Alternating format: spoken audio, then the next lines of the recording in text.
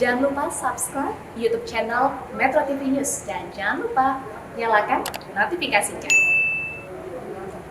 Pemirsa, rencana pembelian mobil baru bebas pajak alias 0% yang sudah digulirkan pemerintah tampaknya segera terwujud.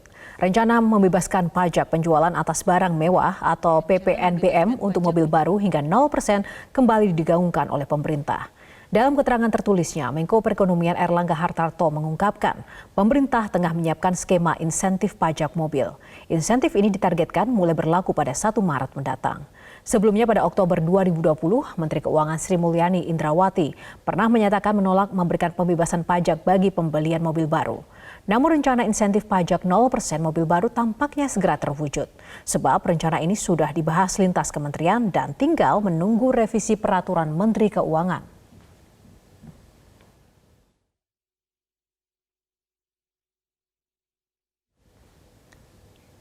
Dalam upaya pemulihan ekonomi nasional, pemerintah mengeluarkan kebijakan penghapusan pajak penjualan barang mewah PPNBM untuk mobil baru yang akan berlaku pada bulan Maret mendatang. Kebijakan ini diharapkan dapat mendongkrak kembali geliat sektor otomotif yang sempat menurun di masa pandemi COVID-19. Lantas, bagaimana skema kebijakan relaksasi pajak ini diberlakukan? Kita akan simak pemaparan Jason Sambau. Kalau kita melihat kontribusi sektor industri manufaktur Indonesia menyumbang sebesar 19,8%. Jason, lalu seperti apa penjelasan selengkapnya, silakan. Ya, Yohana dan juga pemirsa, betul sekali apa yang sudah dikatakan tadi bahwasanya PDB Indonesia 19,8%-nya ini berasal dari sektor otomotif atau industri otomotif ini adalah salah satu industri manufaktur yang terkena dampak hantaman COVID-19 paling besar. Bahkan sejumlah pakar ekonomi menyatakan sektor ini turun sampai ke titik nadir alias hampir 50% di pertengahan tahun 2020 lalu. Lantas kemudian pemerintah mengeluarkan kebijakan pemberian insentif atau relaksasi pajak kendaraan atau PPNBM. Kita lihat apa yang sudah dikatakan oleh Menko Perekonomian Airlangga Hartarto yang di sini yang ditekankan adalah instrumen kebijakan menggunakan PPNBM DTP atau ditanggung pemerintah, pemirsa, melalui revisi peraturan Menteri Keuangan yang ditargetkan akan mulai diberlakukan pada 1 Maret 2021. Harapannya adalah dengan insentif yang diberikan bagi kendaraan bermotor ini, konsumsi masyarakat berpenghasilan menengah ke atas akan meningkat. Nah, selain itu, Airlangga Hartarto juga menekankan ada target yang kemudian dipatok oleh pemerintah dengan adanya kebijakan relaksasi ini, yaitu adanya peningkatan untuk konsumsi barang-barang seperti mobil baru ini khususnya mencapai lebih dari 70%. Pertanyaannya adalah apakah kemudian kebijakan ini atau stimulus ini benar-benar bisa menjadi booster yang maksimal untuk mencapai capaian 70% tadi. Kita lihat dulu dalam slide berikutnya. Pertanyaan kemudian adalah apakah semua jenis kendaraan mewah yang masuk dalam kategori ini atau kategorinya seperti apa? Kita lihat di sini kriteria mobil baru yang kemudian direlaksasi pajaknya atau diberikan insentif, yakni khusus mobil yang memiliki kapasitas mesin di bawah 1.500 cc atau masyarakat umum biasanya mengenalnya dengan LCGC atau low cost green car. Nah, selain ada tujuan atau economic purpose di sini pemirsa, ternyata dengan adanya kriteria khusus mobil di bawah 1.500 cc ini punya tujuan untuk lingkungan. Diharapkan dengan adanya insentif ini kemudian meningkatkan konsumsi terhadap kendaraan rendah emisi dibandingkan kendaraan-kendaraan konvensional dan bisa berdampak pada lingkungan karena kita tahu bahwa pada tahun 2035 diprediksi Indonesia akan memiliki beban karbon hingga 4 juta ton. Selain itu kriteria berikutnya adalah harus mobil tersebut memiliki kandungan lokal 70%. Kalau kita lihat dalam satu mobil ini pemirsa, di dalamnya spare partnya itu biasanya juga terdiri dari kandungan-kandungan lokal atau industri bahan baku yang diproduksi di dalam negeri. Kemudian untuk tipenya biasanya adalah sedan atau sistem satu gardan penggerak atau 4x2. Artinya kalau sistem gardannya ini lebih dari 1 alias 4x4 maka tidak masuk dalam kriteria ini. Dan berikutnya pemirsa, bagaimana kemudian dengan mekanismenya? Mekanismenya kalau kita tadi lihat bahwa 1 Maret 2021 akan langsung diberlakukan. Nah, ada 3 tahap sebenarnya yang diberlakukan oleh pemerintah terkait dengan relaksasi atau pemberian insentif ini. Untuk bulan Maret sampai dengan bulan Mei, insentif PPNBM-nya ini sebesar 100%. Sementara untuk tahap kedua, yakni dari periode bulan Juni hingga Agustus, insentif PPNBM-nya sebesar 50%, dan terakhir mulai dari periode September hingga November insentif PPNBM-nya adalah 25%. Dan kalau kita melihat besaran tarif PPNBM ini diatur dalam Peraturan Menteri Keuangan Nomor 33 Tahun 2017 tentang jenis kendaraan bermotor yang dikenai pajak penjualan atas barang mewah dan tata cara pemberian pembebasan pajak penjualan atas barang mewah. Besaran pajak ini berbeda, pemirsa.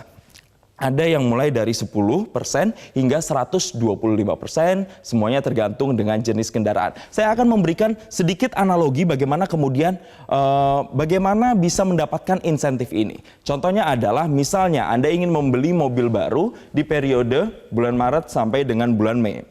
Anda berkesempatan untuk bisa mendapatkan insentif PPNBM 100%. Mobil yang Anda pilih misalnya harganya di pasaran 200 juta.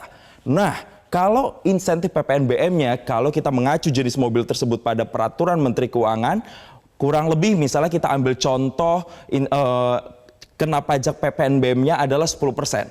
Maka 200 juta diambil 10%-nya tersisa 180 juta. Maka Anda hanya membayar 180 juta.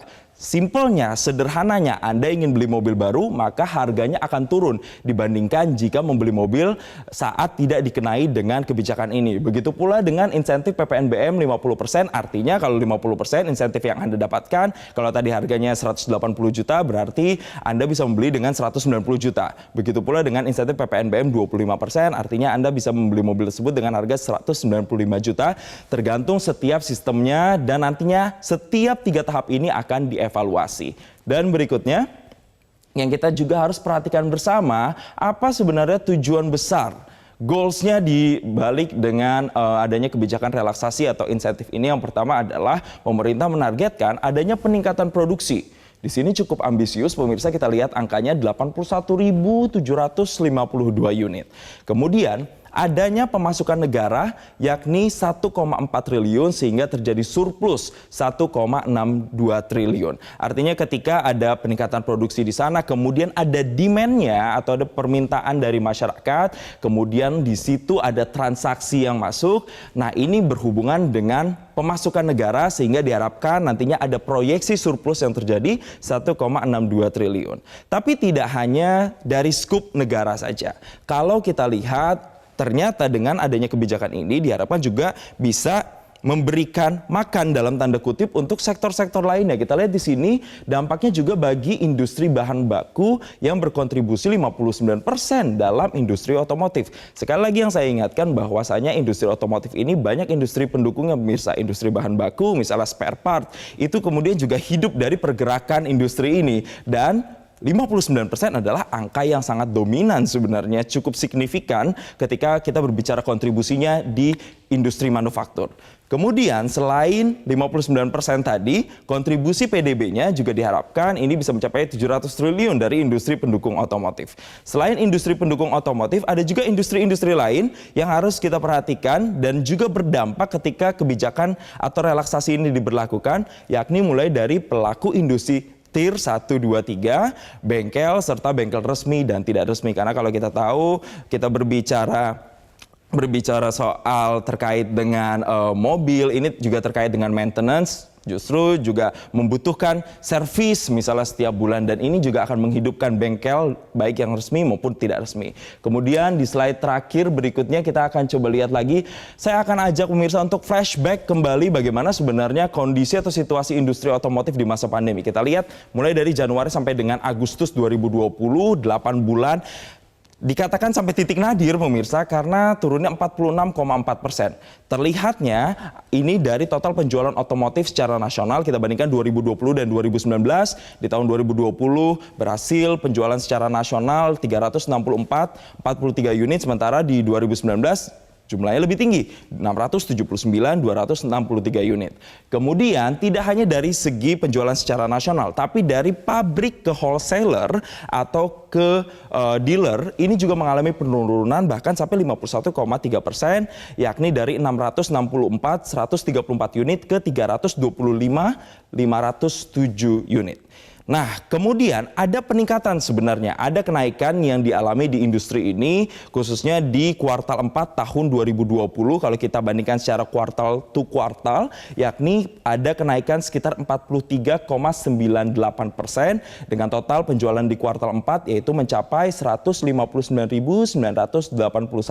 Namun kalau kita bandingkan secara year on year atau di periode yang sama di tahun sebelumnya alias di tahun 2019 tetap masih mengalami penurunan 41,83%. Kesimpulannya pemirsa, upaya untuk bisa memulihkan ekonomi nasional lewat sektor industri otomotif ini memang tidak akan cukup dengan pemberian insentif pajak saja. Namun juga harus didukung dengan upaya lain seperti kebijakan yang dapat mendorong daya beli masyarakat, termasuk juga revisi kebijakan OJK untuk mendorong kredit pembelian kendaraan bermotor, yakni melalui pengaturan DP 0%. Ditambah juga penurunan ATMR kredit atau aktiva tertimbang menurut resiko untuk kendaraan bermotor yang akan mengikuti pemberlakuan insentif penurunan PPNBM ini. Untuk sementara demikian pemaparan saya kembalikan ke Yohana. Terima kasih Jason Sambo untuk at large pemaparannya sangat komprehensif.